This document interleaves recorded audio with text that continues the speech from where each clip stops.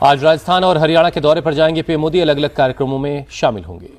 सुबह 10:30 बजे जयपुर पहुंचेंगे प्रधानमंत्री Modi. Rising Rajasthan global investment summit 2024 का उद्घाटन करेंगे। जयपुर के बाद हरियाणा के पानीपत जाएंगे पीएम। दोपहर करीब 2 बजे एलआईसी की बीमा सखी योजना की शुरुआत करेंगे। महाराणा प्रताप बागवानी विश्वविद्यालय के मुख्य परिसर की नींव रखेंगे। जयपुर में rising Rajasthan global investment summit को लेकर शानदार सजावट। शहर की मुख्य सड़कों और सरकारी इमारतों को रोशनी से सराबोर किया गया। संसद के दोनों सदनों में आज भी मच सकता है हंगामा। हंगामे के चलते संसद सत्र में अब तक काम नहीं हो सका है। सुप्रीम कोर्ट पहुंचा किसान आंदोलन का मामला। आज होगी सुनवाई। शंभू बॉर्डर सहित नेशनल हाईवे को खोलने के संबंध में दायर की गई है याचिका। किसान संगठन आज मीटिंग करके आगे की रणनीति तय करेंगे। कल पुलिस के साथ झड़प के बाद अपना प्रदर्शन स्थगित किया था। किसानों की समस्याओं को सुलझाने की कोशिशें जारी। राजपुरा में पंजाब और हरियाणा पुलिस के अधिकारियों ने किसान नेताओं के साथ बैठक की। किसानों के साथ बैठक के बाद पटियाला के डीआईजी का बयान। अच्छे माहौल में बातचीत हुई है, आगे भी बैठकें होंगी। बैठक के बाद किसान नेता सरवर पंढेर ने कहा, पुलिस अधिकारियों ने सोमवार तक का समय मांगा, देखते हैं वो क्या फैसला लेते हैं। यूपी के गौतम बुद्ध नगर जेल में बंद किसानों ने भूख हड़ताल शुरू कर दी है। संयुक्त किसान मोर्चा ने दी जानकारी। किसानों के दिल्ली मार्च में रविवार को शंभू बॉर्डर पर हिंसक झड़प हुई। किसानों ने बैरिकेड तोड़कर आगे बढ़ने की कोशिश की थी।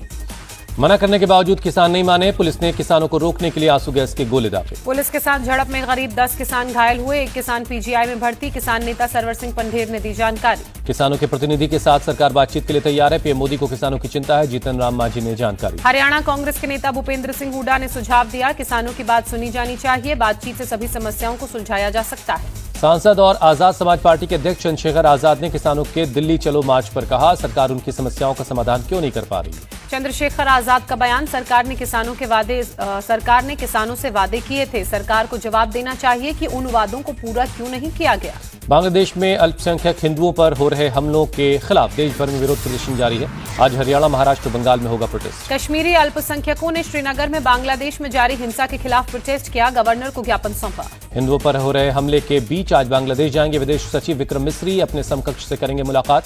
अल्पसंख्यकों पर हो रहे हमले का मुद्दा भी उठा सकते हैं। बिहार के किशनगंज में बांग्लादेश के खिलाफ गरजे महमूद असद मदनी। कहा, गैर मुस्लिम पर हमला मतलब इस्लाम का विरोध। बंगाल कांग्रेस के नेता अधीर रंजन चौधरी बोले, बांग्लादेश के मुद्दे पर भारत सरकार सर्वदलीय बैठक बुलाए। एनसी चीफ फारूक अब्दुल्ला ने बांग्लादेश में अल्पसंख्यकों पर हो रहे हमलों पर चिंता जताई। कहा, वहां के बहुसंख्यकों को दूसरे धर्मों की रक्षा करनी चाहिए। आचार्य प्रमोद कृष्ण बोले, बांग्लादेश आईसिस की राह पर चल रहा है। वहां हिंदुओं पर हमला सिर्फ सनातन ही नहीं, इंसानियत पर हमला है। त्रिपुरा के होटल एसोसिएशन ने फैसला लिया, किसी भी बांग्लादेशी नागरिक की बुकिंग नहीं लेंगे। यूपी की गोंडा पुलिस ने एक बांग्लादेशी को पकड़ा, अवैध तरीके से भारत में की थी एंट्री। महाराष्ट्र विधानसभा के विशेष सत्र के आखिरी दिन आज राज्यपाल का अभिभाषण होगा। आज बचे हुए विधायकों की शपथ और स्पीकर का भी चुनाव होगा। राहुल नार्वेकर का महाराष्ट्र विधानसभा का स्पीकर चुना जाना तय है। विपक्ष ने नहीं उतारा अपना उम्मीदवार। महाराष्ट्र विधानसभा में महाविकास अघाड़ी के विधायकों ने रविवार को शपथ ली। रोहित पवार ने कहा, शनिवार को प्रतीकात्मक विरोध किया था। शरद गुट के एनसीपी नेता रोहित पवार बोले, अगर एमवीए गुट के विधायक शपथ नहीं लेते हैं तो लोग सवाल उठाते। सत्ता पक्ष की मनमानी रोकने के लिए शपथ ली है। महाराष्ट्र विधानसभा में सपा विधायक रईस शेख ने प्राइवेट मेंबर बिल पेश किया। मकोका के तहत ईर्ष निंदा के दोषियों पर कार्रवाई की मांग की। बिल के बारे में रईस शेख ने जानकारी दी। कहा, सोशल मीडिया पर सिर्फ मुसलमान ही नहीं, हिंदू देवी देवताओं का अपमान होता है। मेरा बिल कानून व्यवस्था में सुधार करेगा। महाराष्ट्र कांग्रेस चीफ नाना पटोले ने कहा, महाराष्ट्र की जनता को लगता है कि मौजूदा सरकार उनके वोटों से नहीं बनी है। महाराष्ट्र के सोलापुर में मारकडवाड़ी गांव में ईवीएम हटाओ, देश और संविधान बचाओ प्रोग्राम हुआ। शरद पवार ने जनसभा को संबोधित किया। शिवसेना यूपीटी विधायक आदित्य ठाकरे ने कहा, मारकडवाड़ी में बैलेट पेपर से मॉक पोल कराने से कुछ नहीं बदलेगा, सिर्फ सच्चाई पता चलेगी। कांग्रेस नेता असलम शेख ने मांग की, अगर दुनिया के विकसित देश बैलेट पेपर से चुनाव करवा रहे हैं तो भारत में भी चुनाव बैलेट से होना चाहिए। महाराष्ट्र भाजपा प्रमुख चंद्रशेखर बावनकुले ने शरद पवार को हार स्वीकार करने की सलाह दी। कहा, विधानसभा चुनावों में लोगों ने शरद पवार को नकारा था। एमवीए को डिप्टी सीएम एकनाथ शिंदे ने सलाह दी है। कहा, जनता ने साफ बहुमत दिया है, विपक्ष उसको स्वीकार करे। शिवसेना नेता शायना एनसी ने कहा, लोकतंत्र में जो जीतता है वही सिकंदर होता है, जनता जो तय करती है वही फाइनल होता है। शिवसेना यूबीटी नेता आदित्य ठाकरे बोले, महाराष्ट्र में समाजवादी पार्टी बीजेपी की बी टीम की तरह काम करती है, इसलिए अबू आसिम आजमी हमें न सिखाए। आदित्य ठाकरे ने अबू आजमी को जवाब दिया। कहा, हमारा हिंदुत्व सिर्फ इतना, मुंह में राम हाथ में काम। आदित्य ठाकरे को सपा नेता रईस शेख ने जवाब दिया। कहा, हमें बीजेपी की बी टीम न बताएं। सपा ने आदित्य ठाकरे के लिए चुनाव प्रचार किया है। रईस शेख ने आदित्य ठाकरे से जवाब मांगा। पूछा, बाबरी मस्जिद विध्वंस पर उनके नेता मिलिंद नार्वेकर ने जो बयान दिया उस पर जवाब दें। सपा सांसद रामगोपाल यादव का बयान, हम चाहते हैं कि इंडिया अलायंस बना रहे और मिलकर हम चुनाव लड़ें। कांग्रेस के पूर्व नेता आचार्य प्रमोद कृष्णम का बयान, राहुल गांधी ने कांग्रेस का जैसे अंतिम संस्कार कर दिया है वैसे ही इंडिया अलायंस का पिंडदान कर देंगे। बंगाल बीजेपी नेता अग्निमित्रा पॉल ने तंज कसा, कहा ममता बनर्जी से बंगाल संभल नहीं रहा है, पहले वो बंगाल संभाले। सुभाषपा प्रमुख ओम प्रकाश राजभर ने बड़ा दावा किया, 2027 चुनावों में सपा को सभी सीटों पर हराने का काम करूंगा, कहा। ओम प्रकाश राजभर ने सपा पर आरोप लगाया, कहा अति पिछड़ी जातियों को तेज पत्ते की तरह इस्तेमाल करती है सपा, मुसलमानों को अपना वोट बैंक मानती है। दिल्ली के करोल बाग में आप संयोजक अरविंद केजरीवाल ने पदयात्रा की, कहा 10 सालों में बीजेपी ने दिल्ली की कानून व्यवस्था को खत्म कर दिया। दिल्ली से बीजेपी सांसद बासुर स्वराज बोली, विधानसभा चुनाव में आम आदमी पार्टी हारेगी, जनता इस सरकार से परेशान है। दिल्ली बीजेपी के नेता प्रवेश वर्मा का बयान, आप विधायकों के गैंगस्टर से संबंध हैं और दिल्ली की कानून व्यवस्था के लिए केजरीवाल गृहमंत्री पर आरोप लगा रहे हैं। आज से 12 दिसंबर तक झारखंड विधानसभा का सत्र चलेगा। सीएम सोरेन ने मंत्री और विधायकों के साथ स्पीकर के सिलेक्शन पर चर्चा की। पीडीपी नेता इल्तिजा मुफ्ती का विवादित बयान, हिंदुत्व को बीमारी बताया, कहा हिंदुत्व नफरत का दर्शन है, हिंदू धर्म प्रेम और धर्मनिरपेक्षता को बढ़ावा देता है। बीजेपी नेता रविंद्र रैना ने इल्तिजा मुफ्ती के बयान पर माफी मांगने को कहा, बोले राजनीति में मतभेद हो सकते हैं लेकिन अपमानजनक भाषा का इस्तेमाल नहीं होना चाहिए। सौंदेशखाली में फिर एक युवती की मौत पर सियासत गरमाई, राष्ट्रीय महिला आयोग की टीम ने सौंदेशखाली पहुंचकर मृत युवती के परिजनों से बात की। बिहार के किशनगंज में जमीयत उलमा हिंद के अध्यक्ष मौलाना महमूद असद मदनी का बयान, देश की वर्तमान स्थिति अत्यंत संवेदनशील और चिंताजनक है। वक्फ बोर्ड और मस्जिदों को लेकर बोले मौलाना महमूद मदनी, हमारे धार्मिक मामलों में हस्तक्षेप किया तो संविधान के दायरे में अंत तक लड़ेंगे। अकाली दल के नेता सुखबीर सिंह बादल पर फायरिंग करने वाले नारायण सिंह चौड़ा को अमृतसर कोर्ट में पेश किया गया। कोर्ट ने 3 दिनों की पुलिस रिमांड में भेजा।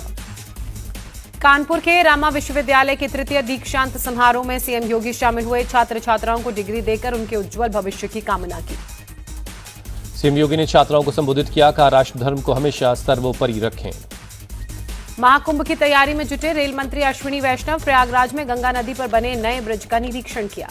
अश्विनी वैष्णव बोले, प्रयागराज से अयोध्या तक रिंग रेल सेवा शुरू होने से श्रद्धालुओं को आसानी होगी।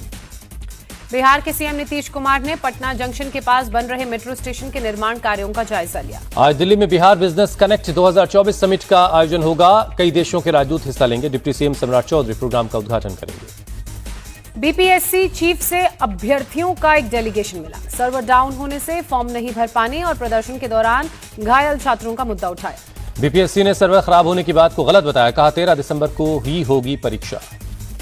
हिमाचल की कांग्रेस सरकार से बीजेपी नेता जयराम ठाकुर का सवाल, 2 साल में ऐसा कौन सा काम हुआ है जिसका जश्न मनाया जाएगा।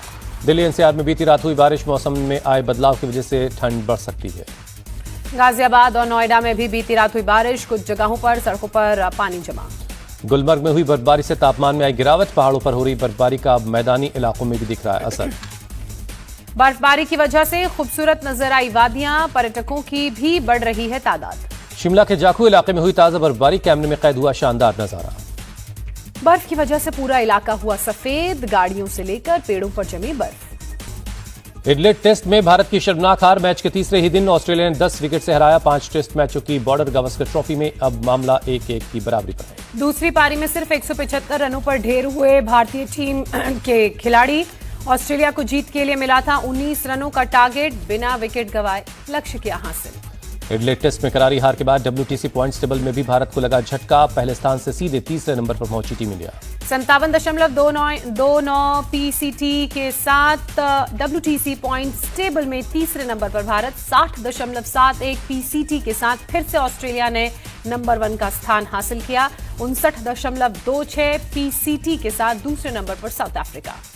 ऑस्ट्रेलिया की महिला क्रिकेट टीम ने दूसरे वनडे में भारत को 122 रनों से हराया, 3 मैचों की सीरीज में 2-0 की बढ़त ली। अंडर 19 एशिया कप के फाइनल में बांग्लादेश ने भारत को 59 रनों से हराया, लगातार दूसरी बार अंडर 19 एशिया कप का खिताब जीता। फाइनल मैच में बांग्लादेश ने भारत को जीत के लिए दिया था 199 रनों का लक्ष्य, सिर्फ 139 रनों पर ढेर हो गई भारतीय टीम। वर्ल्ड चेस चैंपियनशिप में भारत के डी गुकेश ने 11वीं बाजी में चीन के डिंग लिरेन को हराया, 1 अंक की बढ़त बनाई।